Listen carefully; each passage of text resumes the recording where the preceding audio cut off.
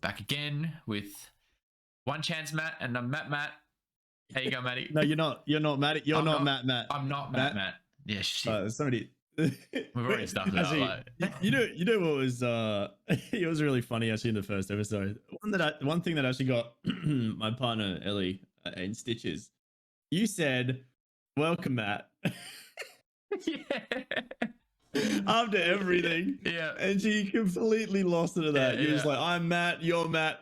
Welcome, Matt." So it's like, what do we do? Do we just make it every time we do it now? It's just try and make a pun out of our. Just try to throw as many Matts down as we can. Yeah. It's like throwing. Yeah. It's like rap. It's like we're rapping.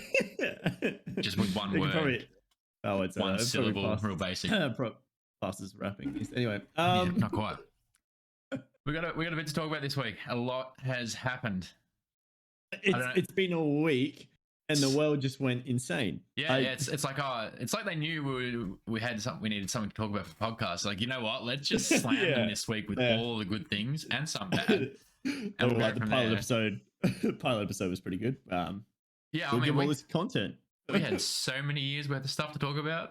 Yeah, and I feel like when you scratch the surface, Marvel versed in the old SLOBS is what we're talking about. Labs OBS. It's not been a good week for them. No, it hasn't. If you guys aren't familiar with it, basically what happened is another company. I can't remember what it's actually named. Lightstream, I think it was. Yeah. They basically have now started to advertise their essential streaming service. Obviously, there's plenty out there. The most known is obviously OBS, of course. XSplit and SLOBS are probably the main ones. And then obviously there's other competitors that are now starting to come in and I guess the same thing, right? Yeah, I mean, when you look at them, they all look the same. There's a few little extra features, but I think it's just there's like with Stream Elements OBS, I had used it in the past before. I was like, no, this is the wrong one when I reinstalled. And you install it and you look and it's like, well, it's the same base program layout, everything's the same thing, but the difference comes with the added sort of connectivity to Streamlabs or Elements or whatever. So I mean, we use standard OBS. It's what I've always used. I use OBS and extensions of Stream Elements, which I'll obviously get into in a little bit. But basically, SLOBS, it was the memes that came out at first were really funny. Like, at first it was just like they screwed up, like bad. So Lightstream had basically put out an entire. They already had their advertisement like, hey, this is what you can use. Blah, blah, blah, blah. They had their own text, they had their own pictures, and SLOBS was essentially the same. In fact, the text was the same. Now, we understand, because like Matt's obviously done web design before, and we understand that there are obviously companies out there that would be like, hey, we've got a template that you can use. This is fine. You can change to whatever you need or whatever you want, right? Lightstream didn't end up trying to change too much. They really liked it. The only thing they really did change was the text. Yeah. And the fact, and it's like it's not an ordinary text either, is it? It's like it's completely original. It's literally it's like the old meme. Can I copy your homework? It's like, yeah, just change some stuff. Yeah. And they're like, okay. And they did. Yeah, and then they just copied and pasted it, basically. Control V. Yeah, 100%. Correct me if I'm wrong, though. I'm pretty sure OBS is or was open source, was an open source platform. Is that correct? And that's what's allowed Stream Elements and these guys to sort of just jump on and add to that. They basically, they allowed their software to be downloaded for free. And in the background, I mean, I know a lot of streamers that take it and actually put in things to help them stream better, whatever they want to do with their stream, right? Yeah. Obviously, you could donate to them, which in terms of free software, fuck, there's some good shit out these days. Amazing. And this is by far one of the most intuitive things OBS is, right? And they've been around, they get it, they understand, and they're always updating their software. Yeah. So it's basically getting back to it. Lightstream had made their thing. SLOBS basically copied. Everyone was like, okay, that's kind of shitty. It was a meme. It was that meme. The meme came out about like, oh, let me just copy your homework. Yeah. Then it sort of like went deeper.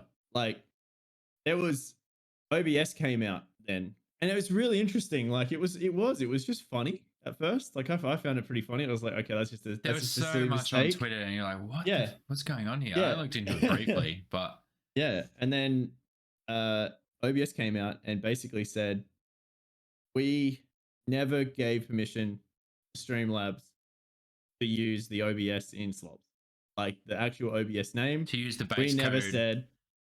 said to them that they could insert Streamlabs in front of OBS, like Yeah. in the actual name, the brand name. No shit.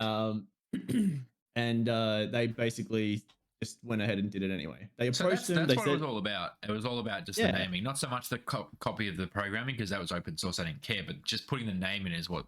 Yeah, I get that. yeah. And then Slobs also butchered the coding. Basically, Yeah.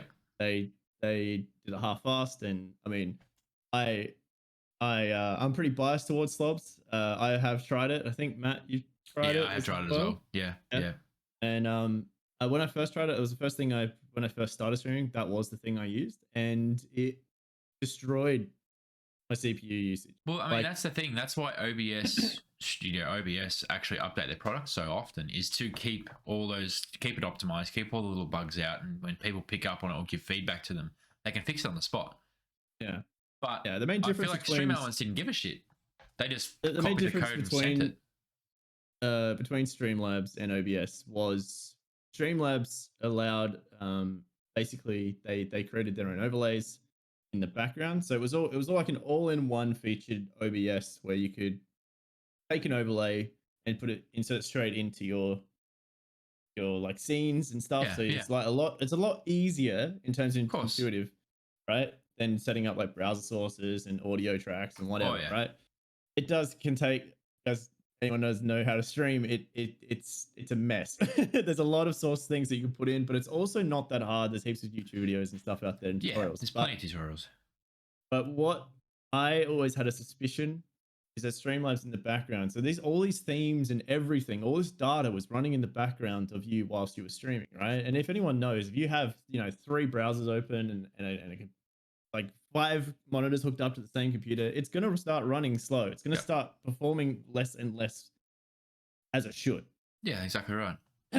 And so for me personally, that's how I felt was like my CPU usage, just to put reference to it, was using 30% with Slobs. I went to OBS, I was using 4%. Yeah, there you go. It's huge difference. And that's the little optimization things that OBS I couldn't, my bit rate, my drop frames, like everything was being affected. Went to shit. Yeah, I remember I only switched to it briefly for like maybe a week, if that. And I was only stream as heavily as what you did or do. And everything was just running higher. Like there was the frame dropping all over the place for no particular reason. Just things I was doing before wouldn't work as well as they did previously. Yeah. I mean, that's what happens when you copy and paste code, I guess. This yeah, and not like clean it up either. Like, well, that's the worst part about it. They sort of just copied it and moved on. I haven't looked into Lightstream, but I guess like the main issue that everyone's had with Slobs, like everyone's saying like it's bad. They always knew it was bad, blah, blah, blah, blah. And like, I'm not getting into that drama of it all or anything like that. Like in terms of Mattcast, we don't want that. We don't want to be involved in that. We're just sort of like going, this is what's happened. Let everyone know if you missed out on that information within the week, right? Yeah. That's essentially how we want to set it up. That's more or less just our commentary on it, really. If you like Slobs, then it's fine. I don't care. Yeah, if it works like, for you, we don't care. Sweet. Yeah. But we're just saying, save yourself the hassle. Yeah, just change the elements, man. But yeah, they have done things. Yeah, they have done things that aren't necessarily legal. Yeah, and that's the problem. That's the annoying part. I just love how they just got absolutely obliterated online, and that's the best part about the whole thing. Now you can't get away with stuff anymore. As soon as you get found out, forget about it. I must admit, Streamlabs, I will say, like, good on them for just instantly just saying, yeah, we screwed up. Change the name. OBS, they're not affiliated. That's good. But at like, least they it's on the chin. It's already like, I think the damage is done. 100% the damage is done. You don't come back from that, man. I mean, maybe in terms of stream elements. Oh, that's the other thing I found out the other day. This is a weird thing too. Streamlabs were using like content creators, right? So if you guys aren't familiar with Pokimane, they were using Pokimane as like a figurehead on their website, right? They had never approached her. She'd never got paid for it. They had just used her like figure yeah, her like stature to basically promote their thing. Because I found out from Ludwig. Yeah, Ludwig tweeted about it, right? Yeah. And he was like, oh yeah, so my friend like Pokemon, I approached her to say like, oh, how do you find Streamlabs? And she was like, what do you mean? And he's like, your face is on the website. And she my was just like, God. they've never approached me, they've never done this, blah blah blah blah. And then she went to them and said, can you please take that down? And they said no. So there's just all this dodgy shit that's coming out. Yeah, no, now, that's them. That's them but- done. that's crazy. That's actually crazy to me that like that. Yeah. But if you are looking for different alternatives to slobs, and I know that a lot of people are like, help, because slobs stuck was, on it. like I said, very, very intuitive in terms of like having it all in one. Stream Elements is very, very easy to use. You basically do the exact same thing, but on their website. You just log in with your Twitch, YouTube, whatever streaming platform you're on. You make your source out of their overlays and whatnot, and then you can literally copy and paste one single strand of link into a browser source in your OBS. Yep. And it's all there. And it changes in real time. So if you edit something on that web browser in Stream Elements, it will and save it, it will update in real time on your actual OBS. Yep. So and now they've got plugins now, so you can see your stream chat as well as activity feeds in your actual like OBS. Yeah, so that's literally what I've got.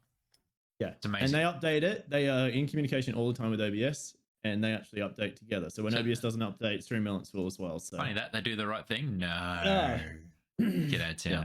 But yeah, I mean, yeah, and if there's any, obviously, if there are any streamers out there as well that do listen to this and actually want help getting that, I'm always around. Just literally tweet me. I'm happy to sort of go man, the through amount it of questions I've asked you in the past, it's like yeah, Stream Elements, I swear by it. Stream Elements, and they're just like, I mean, I'm a simp, I guess, for them, but Stream Elements, the fact now that there's merch stores, they actually have set up ways that you can actually get paid promotions as well. So they're trying to help content creators as much as they can, make it as easy, and they actually answer your questions. we're not sponsored, by the way. Not sponsored, but hey, Stream Elements. It's But superior. yeah, so- It's superior, really. Yeah. No ad here, but just honestly, like, Yeah, that's just our own experience though, and it's been really, really good to use. So if you feel like you're stuck, don't be stuck. Just jump ship. Yeah, it's super easy. There's a lot of and a lot of YouTube videos out there as well that are very, very self-explanatory, and Stream Elements have their own too. Yeah, but exactly right. Yeah, that was a bit of drama at the beginning of the week. I was like, dude, there's no way, man, that's happened on Monday. But that was Monday. That was Monday. And That I'm was pretty crazy. sure Tuesday was Tuesday the Spider-Man trailer? Or was that Wednesday? Tuesday, I'm pretty sure that was Tuesday. Or Wednesday. I'm Tuesday pretty or sure it was Wednesday. Tuesday. We had a great start to the week, eh? Oh man. Do we go straight into that, or do we man, I'm happy to do we go over. still stay in the Marvel part, but maybe Eternals? the other movie that's out at the moment? Eternals? I haven't seen Eternals. I've only just seen Shang-Chi, which I'm upset about. That was one of the best movies I've ever seen. Yeah, I'm so impressed by Shang-Chi. It's on Disney Plus, guys. If you haven't watched Disney Plus, now I know a lot of people, like my dad, massive Marvel fan, but didn't know about Shang-Chi. I was like, have you seen it? And he's like, what is that? I said, it literally follows on after Endgame. He's like, oh, it's actually part of that. I'm like, yes, you need to watch that. And he had no idea. Good. So I we can feel talk like about Shang-Chi. Screw it. Let's talk about Shang-Chi, because I saw it in cinemas, luckily, because obviously I'm in Adelaide and Adelaide is able to go outside. But yeah, right. but when I was so excited for that movie, man, and it wasn't even for the character. The character was like really like I actually adore Shang-Chi as a character. I think it's like I mean, I guess because of my background and all the ethnicity of the whole area and Oriental and all that shit. Like the background of it all was just like insane, man. I was already hooked because I was like, okay, that's sort of the dynasty era and all that sort of stuff. And I was like, oh man, this guy's cool. But the cast was just perfect. I can't believe how well they nailed the cast for a movie that's not your standard superhero movie. And I guess it isn't. It is and it isn't. I really found it a bit more outside the box, and it was really, really cool. And they did it so damn well. The main chicken, I can't remember her name, but she's from Crazy Rich Asians. And the first thing Ash said, she's like, "Oh my god, what's she doing here?" I'm like, "Is she funny?" And she's like, "Yes." I'm like, "Comic relief." and she was Yeah. fantastic. That's the supporting role. I can't remember her name either, but holy crap, man! Some of it was just like On point. just comical Yep. genius. Yep. Like Yep. they nailed it, man. They actually nailed it. And then like the yeah, I mean I've been a like I guess I've been enjoying watching. I can't even think of the main guy's name now, but the guy that actually plays Shang-Chi on Twitter for quite a while. He was so Oh, excited when he true. got the role, and he's been so humble about being a part of it. And He he's seems like like, that he's kind of still guy. he just keeps pinching himself, man. He's like, dude, Yeah. I'm part of it now, and this is sick, and this is what I've always wanted to be, and I find it like funny. Was it represent it. towards the end? They're like, "This is the whole trajectory of your life is like changed, sort of thing, for like the next 10 years or Yeah, whatever." I was like, "Yeah, no yeah, shit. That's yeah, true in the yeah, movie and externally as well." yeah, yeah. So But I don't know I what he was doing honestly, before, but in terms of movie, for me, it's up there with Black Panther. yeah, Because obviously I compare those two, not obviously because of the obvious, but the fact because like the villains. yeah. Now, I'm not gonna. This is obviously all spoiler free, so like obviously just go watch it. God damn, it's been out for If nearly you, 3 months yeah, now. right. Like, but I understand it's just coming to Disney, so if you guys haven't done, that's fine. But And it's free if you've got Disney already, so just watch it. the villains, the villain in Shang-Chi, like I don't know, like whatever makes a good villain, and I've always thought this in movies, is someone that you can relate to, like instantly relatable, right? Yep. And every single thing that this villain did, I felt sorry for. Like I legitimately felt sorry, and it was Yep. just like I didn't want them. I understood Yeah. their point of view, and but I also understood that it was like he was too far gone. He was too Yes. far gone Way because too far gone.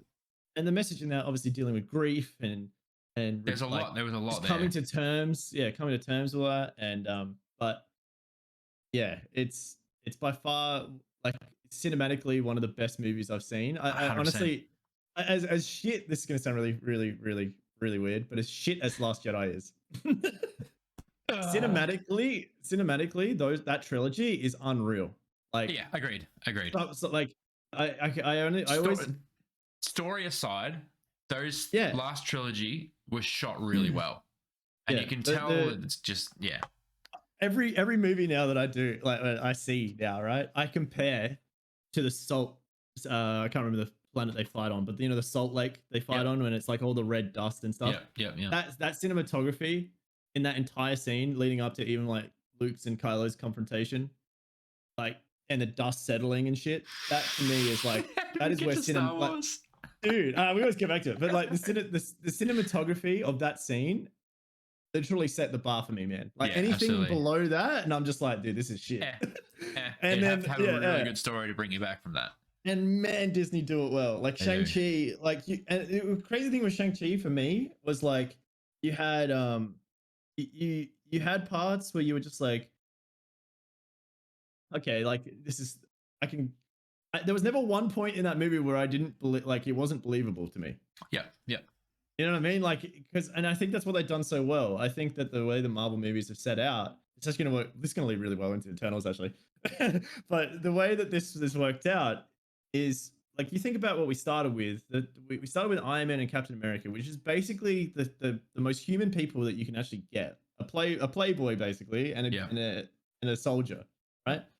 And from that, yeah, it was like it's still we understand comics and stuff. They have like villains that are not necessarily human, right? Like Red Skull, for instance. He started human, but obviously evolved with the super serum and stuff like that. But it was still like, okay, we believe that. And then the next thing that was like introduced was like Guardians. So we went to like space. You know what I mean? Like, so it was like we didn't just gradually go like, oh yeah, there's monsters now.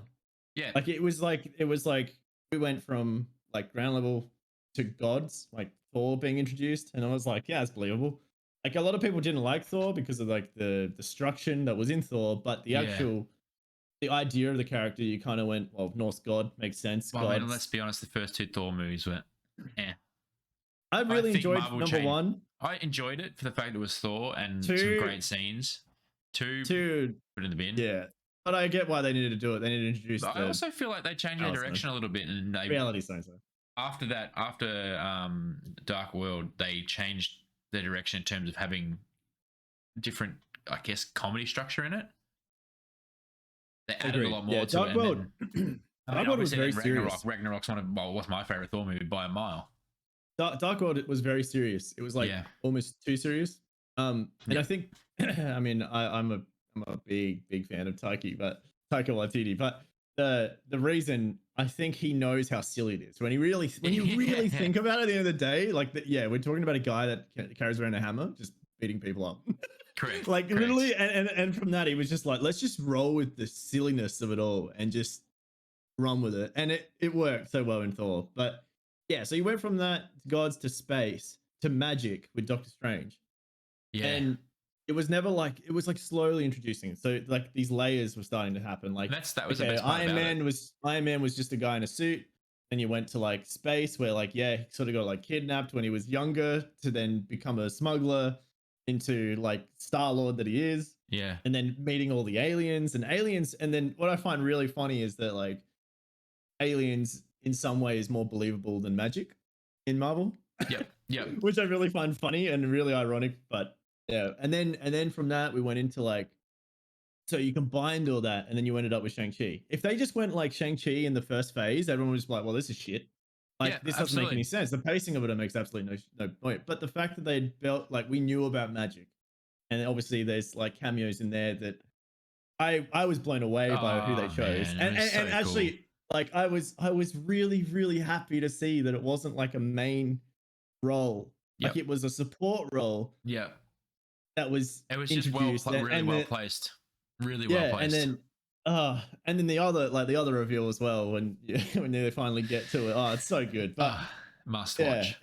Oh, it is a must watch movie. And then like the combat sequences, I think, are some of the best. That's what I was actually talking to one of our friends, to Tobey the other day, and Slothy actually, and I was saying that the fight sequence in these movies remind me of Jet Li movies from the late 90s, early 2000s. And I referenced The One. I think it's called The One. Yeah. It's probably one of my favorite Jet Li movies. I watched it the other day, actually. Oh, man. It is just incredible. And that's what it reminded me of. The choreography in the fight sequences was just, you could, oh, man. I don't even describe it. It was really cool. And it reminded me of that. And I was like, this is why I like that sort of, love those movies. It reminded me of watching Jackie Chan. Yes. Like, not Rush Hours, because I find Rush Hours really like, but like the other movies he's done, like Who Am I? I think it's Who Am I or something like that. His sort of standalone movies, not with someone else. Yeah, standalone movies with him, and like just his choreography and like it's amazing. I mean, dude, some of the fight scenes in that, like this is like not spoiling it, but in the skyscraper where he's having to fight with the other person, in the background, once again, cinematography. It's like it's in bloody like midnight with just neon lights and they're just fighting and you're just like, dude, whoever thought of this idea but like, I don't know, it's like some choreography you see when they're fighting and it's sort of like, obviously like camera angles, you see the punch come in and then the impact and then it backs out to see the aftermath, right? Yeah. But with, I guess, this sort of like Shang-Chi stuff that happens, it it won't ever, they never go, I don't know. There's actually a really good video. I should link it to you. Actually, there's one on how like Western choreography fighting opposed to how Asian choreography fighting is. Yeah, right. And you can actually the different little like things they use in terms of like, it's a lot quicker in the Asian choreography than it is in the Western, because they want to show. I mean, obviously different martial arts styles, but the martial arts styles in more the Asian countries are a lot more fast paced than the Western. Like Western is just either like boxing, brawling, like basically brawling. Yeah, there's I feel like with the Western fighting, there's a lot less structure to it. As where Eastern fighting, you have actual martial artists fighting each other, and they might be a master of their craft or whatever fighting style it is, and then to see those two things come together in one fight is why it's so fast paced, because there's so much happening and they're thinking 3 or 4 steps ahead of where they're at. That's the best part. Yeah, And you can see, yeah. you can see that. Yeah, well, I mean, that's And then that's just my like the mistake. evolution of just like the fighting style in Shang-Chi to then to what we end up at the end, Oh, where he finally like yeah. understands the rings and it's just like, damn man. But yeah, and then that last sequence is just like that to me is like that wouldn't have been believable 6 years ago. No, no way. You know what I He would mean? have, Like it as you just said, it would have been completely out of place. The timing would have been we wrong. just Pacing would gone, have been well, wrong. that doesn't make And any we're like, sense. well, why? Why? There'd be a Yeah. lot of whys, and you'd come out of the cinema and be like, what the fuck just happened? What did I just Yeah. watch? Just, yeah. That's it. But So it was then, good. yeah, that to me that now leads into my review. That's sort of Shang-Chi. Then Yes. my review. So I see it. I saw Eternal actually yesterday. Yesterday. Friday, yeah. And Friday. No? Yeah, Friday. Friday. Yeah, Friday. It was Friday. And I'm like, man. yeah, I'm because I haven't seen okay. it. Okay, so you Yeah. so you know, I haven't seen it. Yeah, I'm planning to see it hopefully yeah. this week. Hopefully Yeah. this week, so we can actually like talk about it properly. But yeah. But yeah, what's your 5 minute give it to us without telling us? I'm just gonna close my eyes and pray. Yeah, if you guys don't know like what the Eternals are, they're basically beings that existed before us, right? Before Earth, right?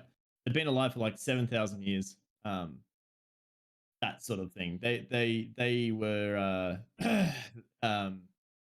basically servants to the Celestials. Now we technically seen a Celestial before. In Guardians of the Galaxy 2, they actually show one in one of the like when his dad's explaining how like everything's formed in the world and stuff like that. There's actually a big guy with like 6 eyes. They're the Celestials, and then what they did is made like these I guess servants do everything to sort of help Celestials. Yeah, they create universes basically. Yeah. Yeah. So the Eternals, the cast is stacked. It's unreal. Like we've got bloody Rob Stark. About it. Wow. Got bloody Rob Stark in it, Angelina Jolie. Yeah, it's I can't think of the other ones, but there's like it's essentially on the same lines as like it's an ensemble movie, so it's basically like Guardians, right? The way the Guardians was introduced. Yeah, okay. And this Guardians of the Galaxy could have very much gone the same way as Eternals. Put it that way. Okay. It's not a bad movie. It's not a great movie. Sometimes pacing's a bit odd. You'll kind of understand that when you see it. But yeah. There were just to me there were just some plot points that just didn't at all need to happen. Like it was like it could have been just done differently in my opinion, and I'll probably have a chat with you when you see it and you'll go, yeah, I totally get it. Yeah. Sloth has seen it. I sort of just kind of messaged him the other day and I was like, this didn't need to happen, did it? And he's like, nah, not at all. So it was sort of like it didn't add any value to the movie whatsoever. It was sort of like really jagged. A lot of people have said that it's like Marvel's DC movie, which is like really like obviously if you guys don't know, DC movies are very shit. Garbage. They're along the yeah, they're not always great movies. The characters are cool, but the execution by the film studio is fucking shit. It's and that pacing is about right. That pacing's about right. Like yeah, it goes up and like that's sort of like ebbs and flows too hard. It doesn't even like doesn't need it. Yeah, right. Part of it could just been taken out and just and you wouldn't have. Yeah, okay. So it's there for the sake of being there, sort of thing. Yeah, well, yeah, it's there for a reason, but the reason it's not big enough for the reason. The big question I would ask then: do you think it has a positive contribution on the overall universe where it's at right now, where we're at with understanding of all the current characters, all the dead characters, all the characters that might come back, we don't know, all that sort of stuff? Do you think it has a good contribution to that, or is there a lot of it's just waste of time? In my opinion, the Eternals has absolutely nothing to do with what's going on with Spider-Man. Okay. And those characters. Eternals is like a spin-off. It's like it's going to introduce. I understand where it's going to head. Yeah. But this was the first movie. Like it's like, you know, it's sort of, it is exactly how Guardians did it. Like Guardians of the Galaxy, we had Guardians, And then I was sort of like, oh, that was a cool movie. That's like a ensemble movie that like we didn't know how they were going to connect to The main the rest of them. Avenger We just crew. knew that we just knew there was going to be a Guardians of the Galaxy 2. That's all we knew. We like, and that's essentially what they've done with this. There's going to be an Eternals 2. Like, Of course, yeah. no doubt, no doubt. But where that fits in and how they fit in, no idea. No clue.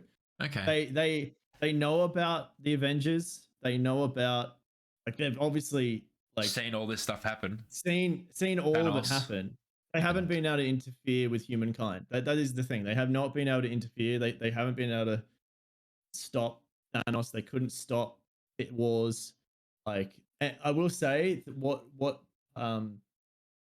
parts in time they chose to like show was very impactful for me. Yeah, they did that incredibly well. There was a lot of like, imagine if you watched a race for 3,000, like, well, say 2,000 years. Yeah. They do go for BC as well, so 3,000 years, right? So caveman days. And watch them just kill each other, and you can do nothing about it when you can do something about Yeah, yeah, yeah. Especially with some of the weight of some of the shit that did happen, that would have been difficult, I would imagine. it. Yeah. Depending on what kind of how these creatures are wired. And you got to think like, so each one of them has like an ability that is like, so one's an inventor, for instance, and he comes up with the ideas for humans to eventually go, I'll make a light bulb.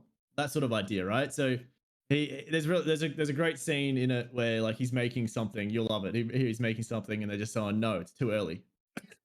Basically that, right? And it's something that's like, it's like in 675 BC or whatever it is, and it's something that comes and arrives like in the 1980s. You know what I mean? Okay. So it's perfect. It's really, really well done, that sort of thing. So and then so the humor in it is really, really great. Really fun moments. The obviously ability wise, the powers and the showcase of it all was really good. The enemy is a bit meh. Yeah. Like there is no real villain. Gotcha. Because when you think about it, there is a villain. But it's like, I feel I don't want to say much because I can't prompt you to say something. Obviously, we'll stuff it up. Yeah.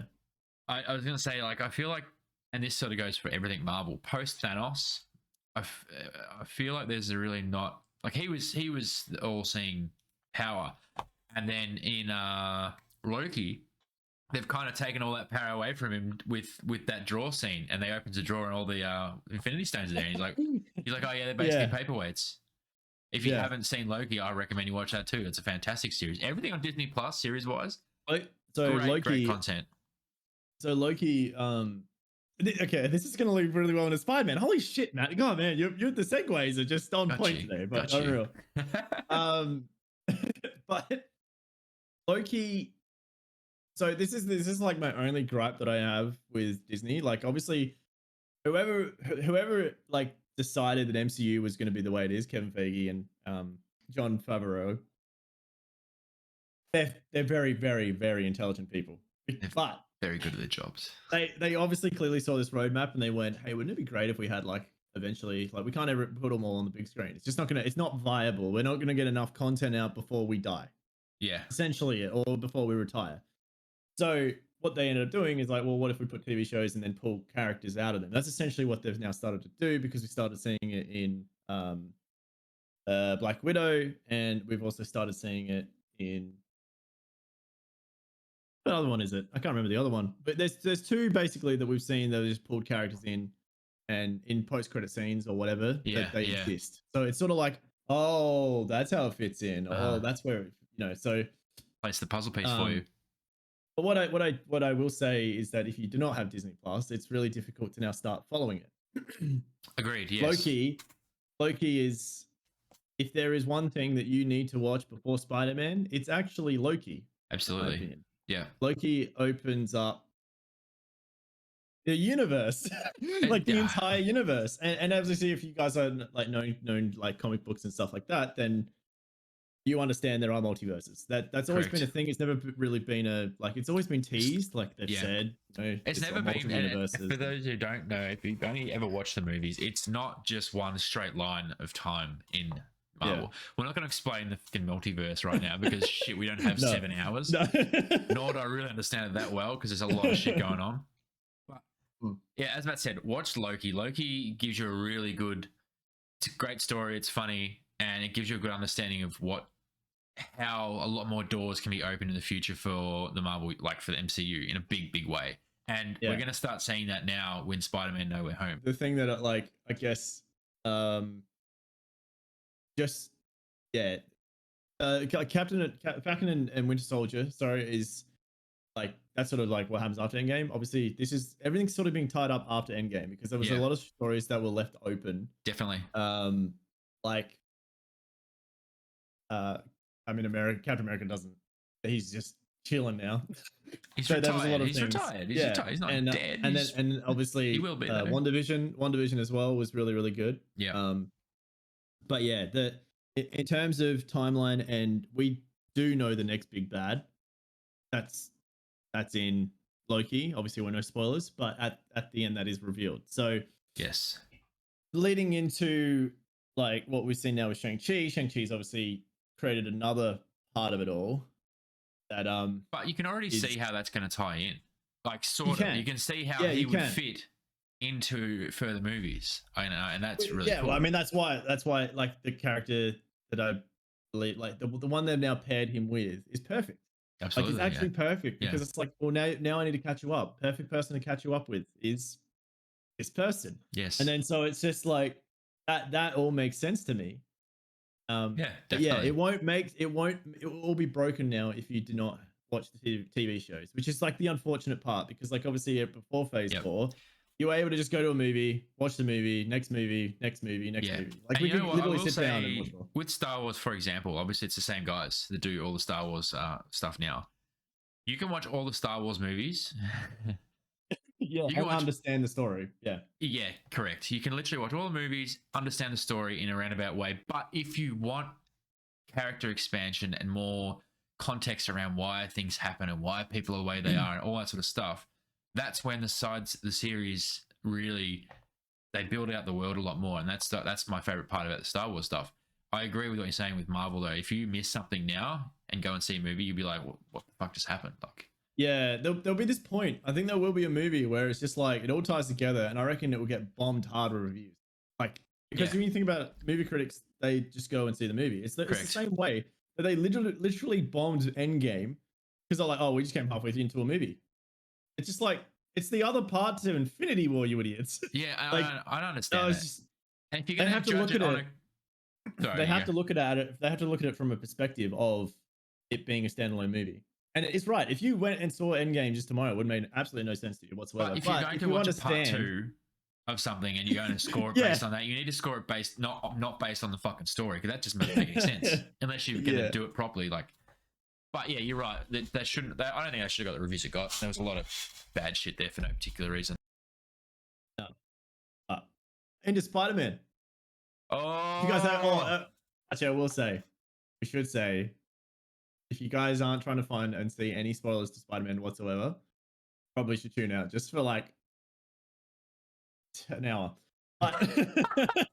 Nah. If you're not catching up with trailers, because like Ellie's the same. Ellie doesn't want to watch anything related at all. She wants to be completely surprised by who she sees. So, and she's like that with trailers. So, yeah, if we're gonna talk about the trailer, it's not. It doesn't really reveal anything apart from it doesn't reveal anything that's already on the internet. If you have been living under a rock, you wouldn't know these things. If you've been living anywhere on social media, you might know these things if you're into this sort of stuff. And I'm assuming if you listen to this podcast, there's a good chance that you probably like this kind of stuff. Yeah. In saying that, man, there's a lot in that trailer. It's unreal. I don't even know where to start with it. Tobey Maguire. And Garfield, like, they're not confirmed, are they? But I'm pretty sure we've confirmed them. Well, I'm pretty sure there's a lot of evidence. Now I don't know if it's a slip up. Like obviously in the one that was released in the Western version trailer, right? the one that we got, America, UK, etc., all got the same trailer. Yeah. And it shows a particular scene where there's Sandman, Lizardman, and what?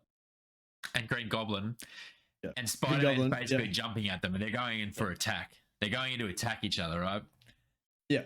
And yeah, as I said, the trailer that we got was basically there's 3 characters on one side of the enemies, and there's one Spider-Man on the other character.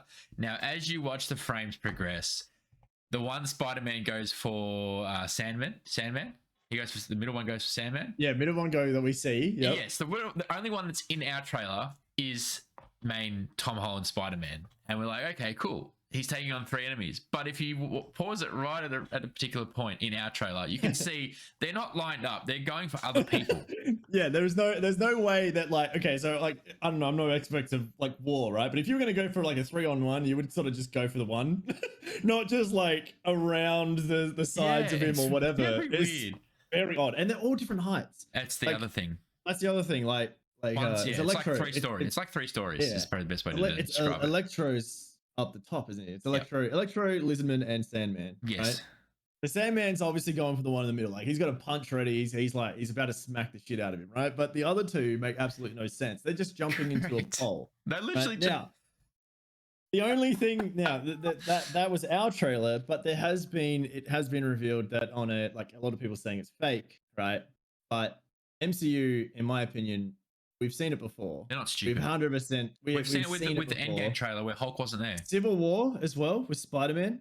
Yeah. When they're running at each other, there's no Spider-Man there, and he's literally in that fight. He's in those. He's in that scene. He's in those frames. Sense. Yeah, it actually makes no sense because there's actually, because on one side there's 6 of them, and then the other side there's 5. It makes no sense. Who's the 6th person going to hit? Yeah, that's right. So yeah, but the double team Natasha. The Brazil version of the trailer. Yeah, the Brazil version of the trailer didn't, for some reason, edit it properly. They've left a few extra frames in. On that scene, and it definitely shows Lizardman as the CGI Copping something version in the face. And it's no one it's not, everyone's like, oh yeah, Sandman that punished him. It's no, it makes no sense. The fist is why would he do that? The fist is coming from the same side that Spider-Man's coming from. He gets hit by something or someone, and he would if it's coming this way, it would just go that way. Yeah, and if you can't see, it was a left to right action. Not a full 360 left hook to the face. Yeah, he's got no scope, literally. Otherwise, which doesn't. We make don't know sense. if that's the only thing. I don't know. The only thing we don't know if we just don't know if it's Tobey Maguire that hit him or it's Andy Garfield that hit him. Simple, really. There's obviously been there has been other leaks as well. There's been heaps, yeah. Andrew just sitting on a pole, which is very similar to the scaffolding in the background of that scene, talking to someone, and someone's actually an expert lip reader has actually said, "Oh, nice." But they've shown what he actually says in that scene. All right. To the person off, and he actually says, "What? So you shoot web blood?" So that's sort of the to Tobey, because Tobey's, remember, it was all organic, it wasn't synthetic. Correct. So, yeah, right. So that's so weird. I haven't seen that one, and I'm sure there's probably others as well. But this is what Marvel do. This is what they are the best at. They are the best at just dropping little bits and pieces enough to keep you ooh, what's going on there? And especially for people like us, and I know there's a lot of us around. It's just you take it, they give you an inch, and everyone's like, whew, they take the mile and they're gone. With all these different theories and all sorts of stuff that come. The best part is though, they've got so much to pull back on with the comics that there's so many characters, there's so many different plot twists and stories and bad guys and all this stuff that there's really, they can do. I mean, for all we know, there might not be another Spider-Man. It might be who knows? It might just be Tom Holland with his, maybe Stark made him another suit that duplicates him or something. I don't know. Yeah, I don't know. I mean, there's other things as well. They show off the black and gold suit of Spider-Man. Yes. And the fact that he has the well, it's weird. In that scene, he actually has the Doctor Strange thing around his arm, which is kind of weird as well. So yeah, true. I think that's cool that they're introducing now into Spider-Man. I think obviously Spider-Man's kind of like that guy now. And Strange. It's cool they're introducing the aspects of the multiverse into that now, and it's a good way to introduce people to it at the same time. I hope for the people that haven't watched, a little bit of explanation goes into that. So if you did pick up from this movie, you'd be like, okay, I kind of get that. Yeah, Maybe. I agree. I mean, obviously, the premise of it, I really, really like the concept of this movie. Like, so it's absolutely no spoiler in this trailer whatsoever, because it's actually they set the plot up. I don't know if you listened to what they were saying in the trailer, but so the idea is obviously at the end of Far From Home, it is revealed to the world that Spider-Man is Peter Parker, right? Yes, that's right. So every single person now knows, right?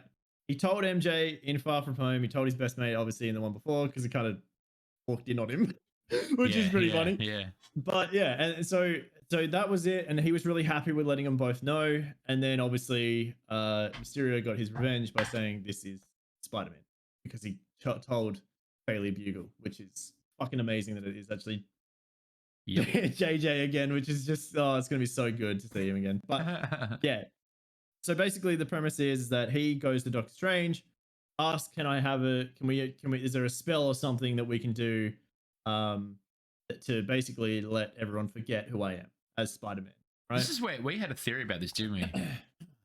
with Doctor Strange in the last trailer. Was Doctor Strange? I'm pretty sure he's wearing a hoodie.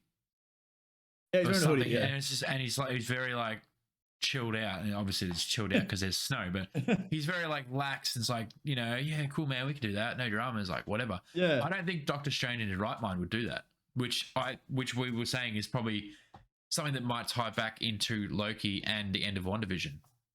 Maybe. But anyway, so obviously in that spell that was being casted, he's Doctor Strange says something to Tom that it was Spider-Man. Sorry, he says, everyone will forget who you are, like basically as Spider-Man, even the closest people. So like his aunt won't know, his best friend, and obviously MJ won't know anymore. So he says, wait, hang on, wait. And as that happens, he's interrupted the spell somehow, and it creates a rift in time, which then opens up the multiverse. And then from that, we go into this slideshow of just like villains. So many villains that we've seen over both the trilogy of Spider-Man with Tobey Maguire and the 2 movies of Andrew Garfield. There is absolutely no villain at all to do with the Spider-Man that we know. There's not one. No, and there then, isn't. And then what's really interesting is the conversation that Dr. Octavius has, that is being one of the villains that we've all seen. It's no spoiler here. Like I said, if you're listening to this and you didn't want any spoilers, sorry. But we did warn you. So in the trailer, obviously, he clearly loses the fight against Doc because he gets pinned up against the wall upside down, takes his hood off, as he does to Tobey, which is kind of nuts to think. Like he actually pins him up, exact same thing. Yeah. Pulls the thing off. And then he says, "You're not my Peter." So which is really interesting. And then he says in sort of like the narration of it all, he said, "The thing is, the fate of them all is they all die by Spider-Man," which is true. So obviously now this is the reveal cast of the villains that we've seen so far in the trailer. We did still see it with the teaser. Yeah. Green Goblin, Dr. Octavius, Electro, Sandman, Lizardman. I think that's it. That's a lot. That's a lot of people. I feel like crazy. This is I feel like the big thing for Tom Holland, Peter Parker now is going to be, he probably doesn't want to kill these people. He's not really. He's just like, yeah, he doesn't want to. He didn't. I mean, you got to remember that Tobey and Andrew didn't want to, like those characters, like those Peters didn't want to kill. Yeah, true. Them. I feel like you think Holland's a little bit more innocent. Every single one of them were like accidents. Green Goblin killed himself with his own glider. True. Like, like that's such like, I'm just gonna drive into the back of someone that has spider reflexes. Like, it's never gonna work. You know what I mean? It's never gonna work. So he flips and dies. Dr. Octavius became good after, and then he realized what he'd done, so he sunk the reactor into the water. Yes. Sandman was probably the one that was kind of the most fucked up because that was when Tobey was in the black suit and he basically drowns him. Like, Yeah. that's kind of brutal. Ah, the emo phase. Lizard Man was sort of a redemption again. Like he kind of realized what he'd done, and so yeah. And Electro, I mean, he just, which is really ironic, got electrocuted. Yeah, okay. Electro was Garfield enemy, wasn't it? Garfield, Electro. Yeah, they Yeah. had Electro and Lizardman were in the same thing. But Yes, I don't think I've seen the it's Garfield super- movies. I got Really? pissed off. I got pissed off after Tobey left. I was like, sweet, that's it. For Really? Spider-Man. Yeah, and then I never watched Damn. the Garfield ones. I was like, just another So Spider-Man. Garfield for me is a great Spider-Man. Yeah, I don't heard Terrible that after Peter the Parker. fact. I just terrible Peter Parker. I just never went back and He's watched not them. cool. Peter Parker's not meant to be cool, and he's portrayed as a skater boy. Like, But when that came out, that was cool. And everyone's that like, was cool. That's cool. Yeah, this guy can skate, man. Skater boy. Yeah, he said see you later, boy. Anyway, so yeah. Moving on. Yeah, but yeah, so and so I really like that concept of them. Like, I was like, when I heard that, I watched it like 5 times, dude. I was geeking out. But like when he was saying like, yeah, they're all ghosts from different multiverses, I was just like, dude, that is such a good setup for a film. Like, Isn't it? there's no need to create villains in a sense. It's just like they know that one of theirs died, like a copy of them died, so they want revenge on the Spider-Man, Yeah. or the Spider-Man that they thought was the right one. You know? Do you reckon? Oh man, that's so cool. There's literally 1,000,001 theories we could pull out of it though. So much. So I don't think this. The really interesting thing, right? That I still have questions about. Obviously, it may get answered, but I don't think it will, because this is leading into. If you guys don't know, this will be leading into Doctor Strange's movie, right? Yes. And now Doctor Strange, Madness of the Multiverse, right? Multiverse of Madness, sorry, that's what it's called. Yep. It's essentially the first Avengers. Like, it's going to be like that first ensemble where we see characters all back together to stop the threat, or see the first threat. And that, to me, now made me question. There is a scene at the end of the trailer where it's all purple. They're on top of the Capitol. Yes. Yeah. It almost looks like the multiverse branches. That was my initial thought anyway. Yeah. But It's then I'm all pretty sure they were purple. blue. I don't know. It could be all of them. Like, because we've seen that. And it's no, I can't say that. It's a spoiler. But we have seen that effect somewhere before in a TV series. Yes. Oh, yes. Yeah. So we've seen it before. And so that to me is sort of like, oh shit. Like, yeah, big time. That's it. And so then that's got me wondering, maybe that's sort of like, I feel like that's towards the end of the film, but I feel like Strange won't be able to stop it. He won't be able to stop the multiverses from merging and crashing. And then that's got me like, dude, there's so many theories. Like, I mean, if you haven't seen Spider-Man Into the Spider-Verse, which is the animated movie, have you seen that? That's the Miles Morales one, isn't it? Yeah, Miles Morales and Spider-Gwen and Spider-Pig and Spider-Noir. Yeah. Oh man, that has raised questions. Do we see Spider-Gwen? Do we see? Oh shit! Other spiders that like? That'd be pretty cool. Yeah, I would love to see Miles Morales. I don't know. I have no idea. I don't think it'd be this movie. I feel like maybe that would be in the next ensemble movie. The Peters make sense because it's like they are all the villains of Peters, but like, yeah, man. And then like, because I don't know if you've heard the theory. I don't keep going on about it, but it's like the theory. Have you heard the theory of like what Sony, Fox, and MCU are all doing? No. Okay, so you know how like the Venom, so you know like how the Venom series is like currently going at the moment, where Venom and Carnage and all that sort of stuff, right? Which is owned by Sony. Pretty sure that was Sony, yeah. Yeah, I don't know. They've basically have had chats with MCU, right? And they have actually written as well that on like blog posts and stuff like that, talking about the conversations they're having with MCU, is that that universe is technically a part of the multiverse of Disney. shit, for the yeah. MCU. Yeah, right? yeah. So what the idea is that obviously they can't give up the rights to Venom because Venom's giving them creating money, and Disney don't necessarily want that character. They don't want all of them, right? It's the same way they're sort of doing what they did with Spider-Man, is like lending the character Spider-Man and then renewing the contract of Spider-Man when they want him. Yeah, right? yeah.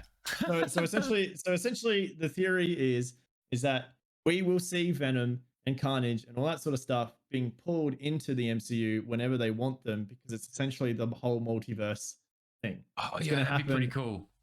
Yeah, so it's their way of introducing in ways like it won't be the Venom you know, but it will be the Venom that comes over from particular other franchises. That's the beauty of the multiverse, isn't it? Like, that can be a slightly different Venom. It can, like, they can be.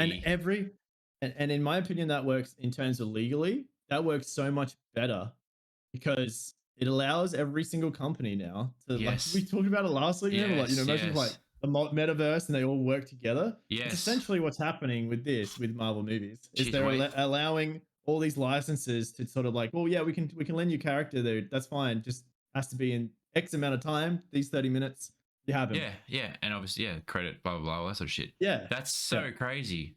It's so crazy. Which is why at the beginning of the trailer, it's Sony, Paramount, MCU. Yeah, true. You never pick that up. Yeah, I didn't even think about that. Sony was Andrew Garfield.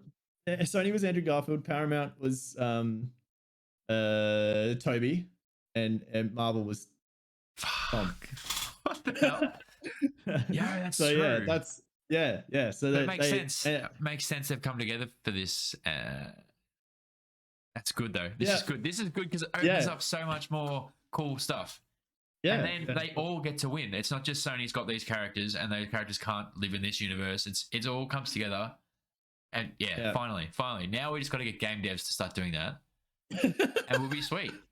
Dude, legit. It's like I don't know, somebody like 343 could partner up with anybody but Microsoft.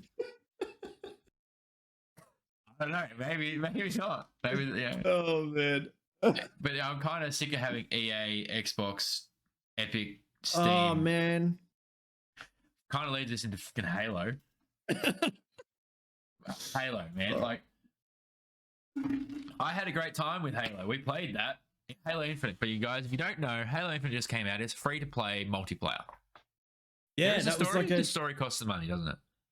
Dude, what? Like, this is in a week. I still can't get over this. There's so much this is all news. This week. Yeah, this is all still this week. Bro, so I can't believe it. So obviously the anniversary of Halo happened. 20 years? 20 years? 30 years? 30 years. Nah, it's not 30, bro. I'm 30. Don't nah. Nah, I'm not 40 yet, I thought I could get away with it. I think 20 years. 20 years. So anyway, so it was that big ass anniversary, and on that we're just like, oh yeah, casually, Halo Infinite multiplayer's out. Oh, and by the way, it's the entire thing. Oh, and by the way, it's free to play. Yeah. Have fun. Everyone's like, hang on, who just released this game? This is so other character. Yeah, and literally everyone was like, no, this is trolling. They're trolling. And then there was like like everyone for like so weird because like for like 2 hours, everyone was like, what the fuck does this mean? It was very strange. And then there was like someone posted on Twitter, this is from a reliable source, and then like it just was like Halo. Like it was crazy what Twitter did that day. Really I was like, okay, it's I guess it's out. Yeah, it dropped and everybody jumped on it. And I'm gonna let you talk. Aside from the connectivity issues between friends, which is very annoying, and also for my own problem, which is I have 2 Microsoft accounts and it switches me between them randomly for whatever reason. The game itself is heaps of fun. Once you get back, I mean, we've played a lot of different shooters in the last how many years since I played a Halo game? Shit, I couldn't tell you. But we played a lot of different shooters, and getting back into that Halo sort of shooting mentality was a bit of a pain. Once I got there, I was actually really enjoying it. It's still tricky, but it's fun. It's fun. So the maps are interesting as well. This is the first Halo multiplayer game that I have ever played. Yes. Yeah, everyone's just gone extremely weird for you. They've probably turned off. They're just like, no, fuck this, man. This guy never played Halo. He doesn't have a childhood. You're right. No, you're right. No, I'm kidding. No, Halo. I was PlayStation. I was PlayStation. In my household, we never had an Xbox. The only time I ever had an Xbox was the 360, and that came to the TV because that was a promo that they did because they had X amount of stock of 360s. I think. Yeah, right. Yeah, but I still didn't play Halo. I sort of went, I've kind of missed the boat, right? But it was actually probably a good time to get into it then at 360 days because you had the It three. was great, yeah. So yeah, this was my first time. I sort of dabbled on there was like a mod that you could download to play Halo, like the original. So I sort of did that with a couple of mates, a year ago maybe, and I was like, this is shit. Like, Didn't like I it. actually, Wait, did you I play did story or not like. multiplayer? Story. Sorry, multiplayer. Yeah, I okay. didn't play. I haven't played any story. So, yeah, multiplayer. I played, and I was just like, oh man, this is so frustrating. Like, it's just like, yeah, I was used to COD. I was used to Call of Duty. fast paced, like just like not having like 6 years to kill someone or over shields, whatever. It was just like 3 bullets to dead, done, move on. Correct. Right? So when I first got Halo, I didn't have a great time with it. I like hit Infinite. I mean, I was like, I knew what to expect. I kind of understood that. Okay, I need to like shoot body mass, then aim for head. Aim for head, like it's like prominent. And yeah, I guess I played the 4v4 mode before I played big teams. You played big teams before 4v4. Oh man, so the first thing I played was big teams, and look, I didn't enjoy the big teams. I'm sure some people really like for playing it again. I haven't played multiplayer since Halo 3. It's been a long time, and to get back into it in that fashion, I was like, oh, what the hell is this? And this is coming straight. I literally started playing COD just before that, right? It's very, very different games, obviously. But jumping into that onto big teams, I was like, yo, this is not it. And I was really, really like, man, I mean, lucky it's a free game. I would have been pissed if I'd have paid for it because I would have uninstalled it right then and there and refunded it.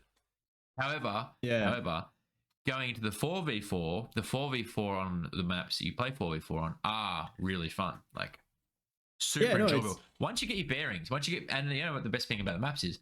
It's not hard to get your bearings. They're not stupidly complicated. You don't have angles 300, I mean, obviously 360-degree angles, but you don't have random lines of sight through God knows what tree because... Yeah, if you set up in a corner, there's only X amount of lanes to watch, and it's generally based around 4v4 gameplay. So it's sort of like, I'll keep left lane, I'll keep right lane. Is it Oddball? Yep. Oddball plays great. I really enjoy it. I love it, man. It reminds me so much of what's it called? Uplink. Don't even. I can only compare it to COD's modes. Yeah, of course. Like, Domination plays quite well. I do like the idea that it's sort of like, I mean, that's very, very similar to Control in Destiny. So like, I understand now why that carried over so well with Bungie. Bungie sort of like obviously made the first capture zone in Halo, so it makes sense that there are things that make do the same, right? So when I would say that I probably personally enjoy Oddball the most. I think that's actually super, super fun. I like the idea that like it's a protect the king, basically protect the president. Yeah. And yeah, if you set it up right, it's perfect. But only thing is that Oddball with a team is paramount. If you do not have a team, it's rough. And it's just randoms. Yeah. It's rough. And it's like, I don't know. I feel like 4v4. I don't know. I would like put it this way. I would never go into ranked by myself. Yep. And probably not a full, absolutely. Like full team. I haven't done ranked, right? I haven't played it yet. I want to. I want to get ranked. We'll get you some ranked. It's not bad. Because it was really weird to me, right? I was watching you guys play it the other night because, like, obviously, I got home late and all that sort of stuff. And you guys were playing, but what was really interesting to me is that I was like, oh, screw it, I'll just go play some like quick play. It was sweatier than what you guys were playing, and you guys were like versing like plats, and the only reason I can put that down to it is the communication part. Yeah, because like you guys were literally moving around together as a team, so you'd be able to trade, right? Generally speaking. In quick play, it's literally just like every man for themselves. It's just like, I don't give a shit about an objective. I'm just gonna go for kills. And you're just like, I don't feel like, I don't know. Maybe I'm wrong, but I just feel like Halo, the maps are too small for that. To like, unless you're going for a particular like weapon, Of course. that makes sense to me. But I don't know. It was really difficult to enjoy it solo. Like not even with a like yeah. It was just very difficult for I'll me. be But honest. I'll be honest. I wouldn't play Halo solo. I would play COD solo, which hasn't been going that great either. But anyway, I would play COD solo because I really have a much better understanding of the game. But I wouldn't play Halo solo purely because I don't know. I think not. I think I checked out of Halo a long time ago, and whilst everyone's playing it, I'm happy to play it, which is kind of just the way games are for me right now. Is if my friends are playing it, I'm keen to play it. Aside from COD's the only game I can really just jump on and play. And I think Forza's a little bit the same, but then Forza's AI pissed me off. But yeah, I wouldn't do it. I wouldn't do it unless you guys are playing. I'll be playing something else for sure. But in saying that, it is a good game, and I know a lot of the competitive community are raving about it. Everybody's loving it. Not to mention, HCS today. Yeah, today there's the first tournament today. Oh really? It's already started. Yeah. Oh wow, that's crazy. I think the one thing that Halo has done, in my opinion, that every single company that is doing esports needs to learn from. Take notes. Take notes. If you were going to release a competitive game, have your roadmap already sorted. Correct. Don't work and it out release ranked at the same time as your release, because what it does, like, this is the thing. If you are so invested, and this is, I've never understood why COD does this. But don't even want to start. If you are so invested in that company and its games, right? And you want people and you want it to survive, it will always survive, in my opinion, because if it is based around a competitive scene, it will thrive, right? The only way it thrives, though, is that if you can keep players invested and keep them grinding for that game. The reason why League of Legends is not dead is because there was a rank system introduced at the beginning of the game. Correct. Right? So, in saying that, release your damn game with a competitive mode. Also, if you're going to make people pay the same price you've been making them pay for years and years and years, i.e. $99, $100, whatever it is, release the full fucking game. I'm sick of, not that I've bought many games recently, but I'm sick of buying games that are half finished. Like, I very, very rarely do I ever pre-order anything anymore, purely because of the fact that I don't want the game to be rushed. I prefer to wait 6 months for a game to be delayed. But if it comes out polished and made well, I don't care. And I don't think anybody else would care. I mean, Cyberpunk, they delayed, and still fucked it up. Like, I don't get that. That was ambitious. It was ambitious. I think that's it. Is that it? Is it just too ambitious these days? Is that what it is? They're just like, okay, so Cyberpunk's ambitious, but Call of Duty, Halo. I mean, Halo's. I'll let Halo sit for the time being. It is a good, pretty well-rounded game, and I think most people are happy with it. Call of Duty, let's just fall back to that, because Call of Duty, they've been making it, as I said, for 18 years. How we still have problems? I don't understand. This should have been the start of the goddamn podcast and the rant. I still wish there was literally the other night, guys, that you wouldn't have heard, but literally he's like, hey Matt, give me 1 sec. I'm just hearing him type in the background, and he's like, yeah, I still can't join my friend, yeah. And I'm like, yeah, I still can't. I can't join you, man. And he's like, no worries. Yeah, give me 1 sec. You hear him typing? He types up. And he's like, yeah, no worries. And he's like, this game has been out for fucking goddamn 18 years, man. They still can't get the fucking lobbies right, bro. Oh man, it was so good. It was just. And that sort of like, that's to the last point, like one of the last points on our show notes here. Like, are we expecting too much? Is it just? Oh man. I mean, I feel like we've been in gaming I feel like I've been gaming basically since 1990. So when I was born, later after that, obviously I started playing. But are we expecting too much? I don't know. Is it too much to ask for me to join my friends? I don't know. Like, fuck. I have a theory that Discord can do it. Hardware is being pushed at an alarming pace. Yes. Right? I agree. With hardware and everything is getting that point where, like, it's so competitive these days that they have to they release something, and it's like I mean, New World was blowing up 3090s, sorry. Yeah, and that's a lot of money to burn. That's a lot of money, and it's just a particular series that it was blowing up because it wasn't designed hardware wise for it, right? But it's also, does that fall back onto the developer, or does that fall back onto the person that said, yeah, no, it should be able to run this, it should be fine? Like that's the issue. I don't know if like, I think back back in the day, but in terms of like a PlayStation 2 game or something that, or a PS3 game that we play online, right? They knew the Yeah. limitations of that hardware, and it was interesting as well that I think like the development of those consoles, when PS2, the first game, like arrived on it, and one of the first for me was probably God of War. Yeah. It wasn't like at all polygon or whatever, but it wasn't like God of War 2. Sorry, God of War 3. No, God of War 2 was towards the end life cycle of PlayStation 2, which was 7 years later. Obviously, let's just put that into perspective. But they were still finding that they could push the hardware to that level, Yep. and the difference between God of War and God of War 2 was Huge. there is none. They like, it was huge. They were able to, the scale of it was always beautiful, but the scale that they were able to push it to. And then they did the same thing with PS3. It was like God of War 3 release, and we're like, you saw God of War 3 and you're like, oh my god, this is actually like really, really decent looking. But then like what they pushed it to towards the end of it before PS4, we got Last of Us. Yeah. Like, and I looked at this and went, dude, this is video games. Like this is it. This is 100%. Literally, they can make it like cinematic now.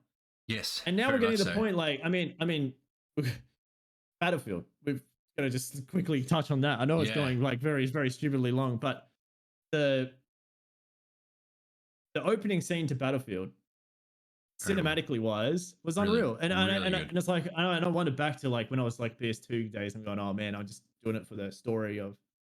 You usually would play through the story, but the fact now that we can actually watch it as if it was a movie and be a part of that movie. Yeah, that's the best part about it.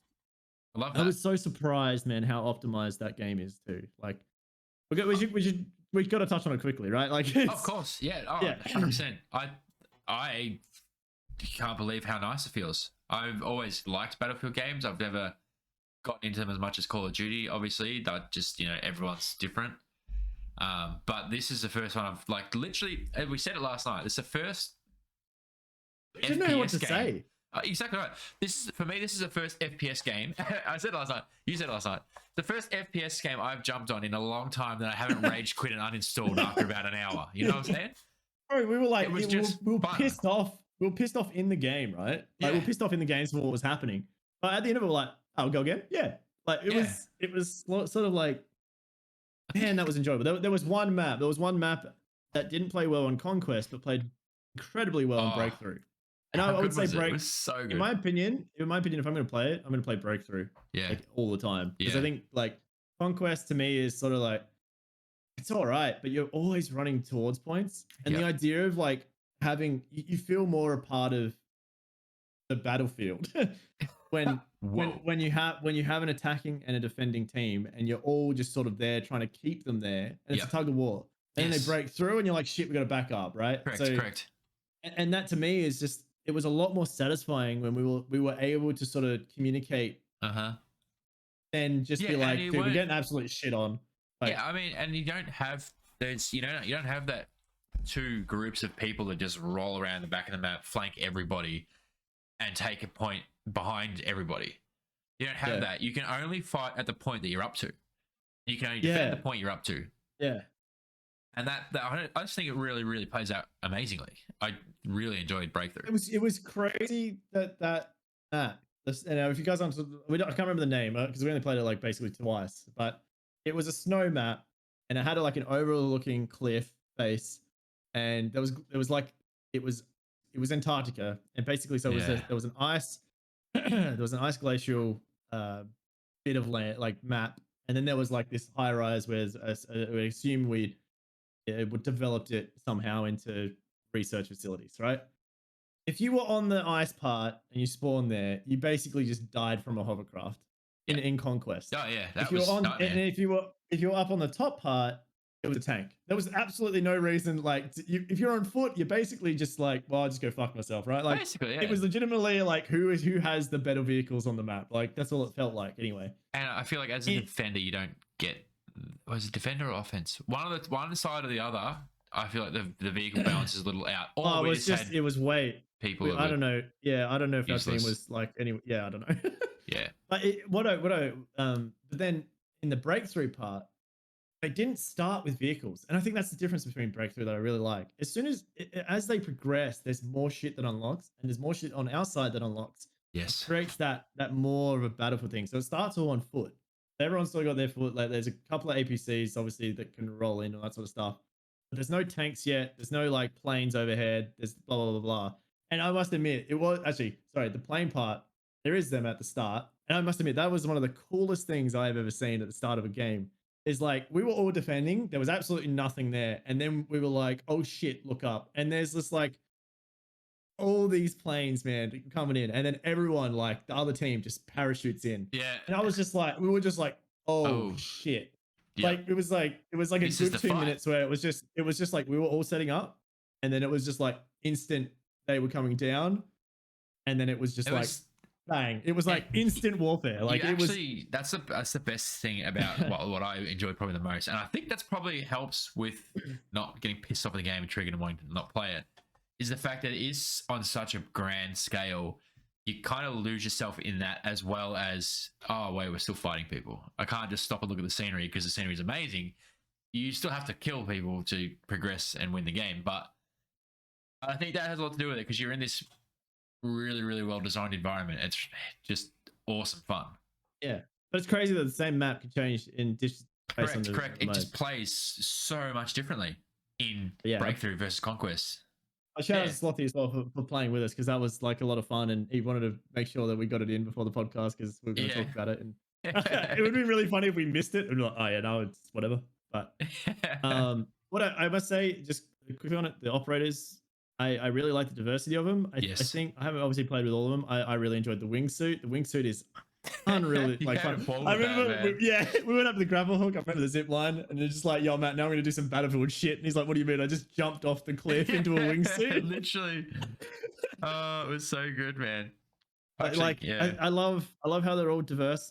I'm really surprised with how little weapons there are, and I actually really enjoy that. And I do hope, like you were saying, like the other night, like yesterday, oh yeah, but it'll probably come in DLC. I hope it doesn't.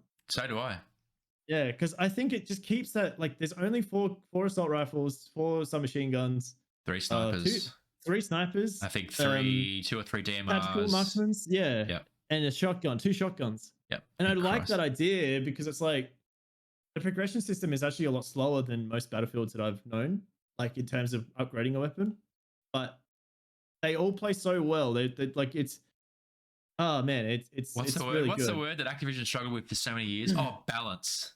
Balance. It, yeah, it's pretty balanced.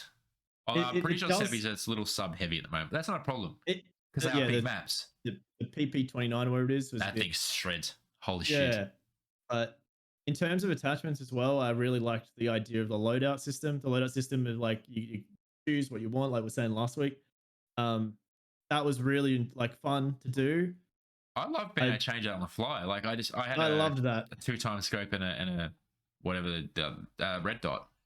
Yeah, and just being able to flick between the two on the fly whilst I'm running from point to point was so handy, man. And you can change to so good. Single fire M5, the single fire M5 with the 2x scope or whatever scope it was, and you can change it to auto with the other. Dude, it makes sense. It makes sense in a game. It's like this is actually a really nice added addition to it. You don't just set up with one class you can do so much with. You can change on the fly. I love it. I love it. You can play some more of that actually. Yeah, I think we got like still like 6 hours to go. So. On the trial, yeah. But yeah, I mean, in terms of like would I pay full price? I don't know. I don't know if I would. I don't know because it really is only multiplayer. I will say though, we haven't checked out Portal, but if you guys are a fan of Bad Company 2 or 1942 or Battlefield 3, they have basically allowed you. This is a really cool thing. I thought about this the other day actually with content creators, stuff like that. You and I essentially could create a lobby on that, right? Say, for instance, in Battlefield Bad Company 2, Matt. Yeah. And basically, in terms of like viewership, we could get viewers versus us. Let's say we created a squad of 4 and it was like 4v30 people. You could do that on those maps. You could actually create content like the That'd different, be really cool. Yeah, the different things you can do with those sort of ideas now. Like it's made it a lot more creative. Yes, and I was For going to say that it lends space. itself to the creative space a lot better and allows you to do more things, which is super Yeah. cool. I think like that's that gonna idea. be, yeah. I'm really cool to see like how that evolves, and I hope people do use that like tool because like people are gonna go, oh man, I remember Bad Company 2. Like as soon as Yeah. we mentioned that to Tobey last night, he was like, bro, I need to get the game. Yeah, 100%. And you're just like, because he wasn't even going to get it up no, until that no. point, and now he probably will consider getting it. But I mean, once we run out of hours, we'll see how we go. But I don't know. Well, look, if Black Friday, Cyber Monday's coming up, so if there's a sale coming up in the next week, I'll put some serious thought to actually buying the game. Same, honestly, same, because that is you can get it for a good price. Yeah, yeah. To be fair, Battlefield has been one of the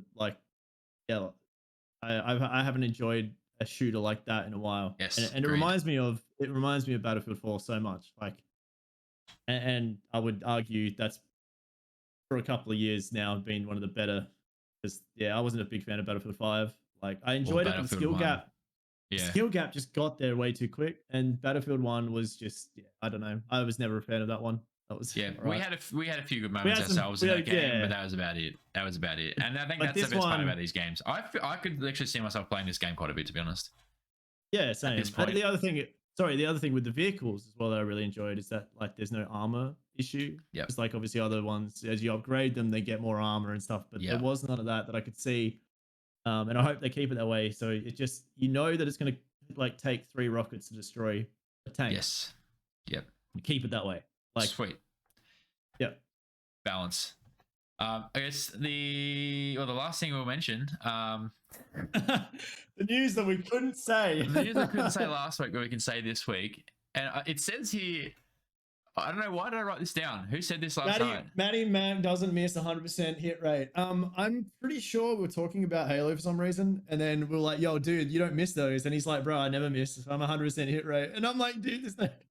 Yeah, I mean, in terms of, I don't even know how to tie this back without using a bit of creative thinking, but the announcement would be that I'm not, but my partner is pregnant, 15 weeks pregnant. So we're having a baby in May, if you don't know. Oh, man.